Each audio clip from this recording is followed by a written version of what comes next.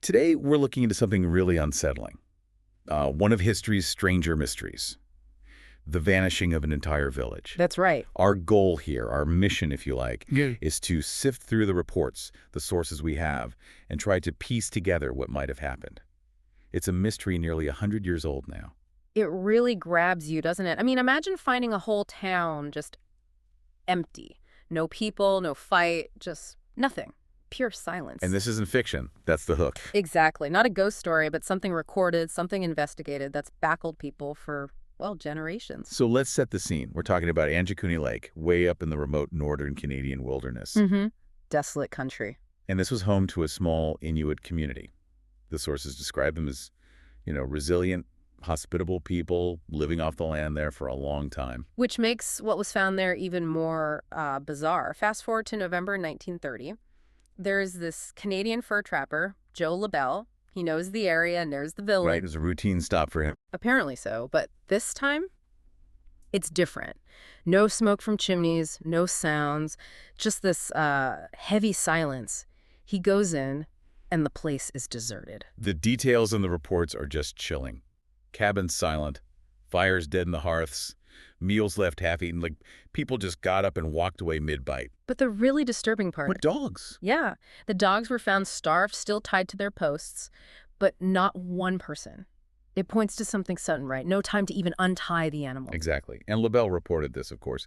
The Royal Canadian Mounted Police, the RCMP, they investigated. And that's where it gets even stranger. LaBelle's report and the RCMP follow-up, they stress the lack of evidence. No struggle, no blood, and crucially... No footprints. No footprints leading away. It had apparently snowed, but the snow around the empty homes was undisturbed, like they'd just vanished into thin air. The police investigation basically just deepened the mystery. It's completely baffling. So naturally, theories started cropping up over the years. Some logical, some... Less so. Well, you have to try and explain it somehow. One initial thought was, okay, maybe a natural disaster, a freak blizzard maybe, or the ice giving way, something that forced a sudden evacuation. Some sources do lean that way, a sudden natural event, but it doesn't quite fit all the facts, does it? Like the half-eaten meals, the dogs. Precisely.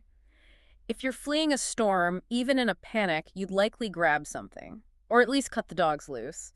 It feels instantaneous. Too clean for a chaotic evacuation. Right. So when the logical stuff doesn't quite stick, people look elsewhere.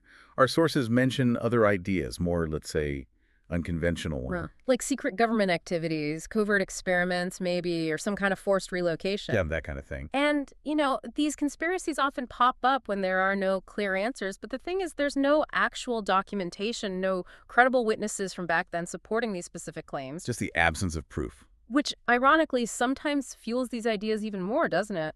Our minds want to fill that gap. Absolutely. And then, looking deeper into the reports, things get even wilder. Some interpretations bring in,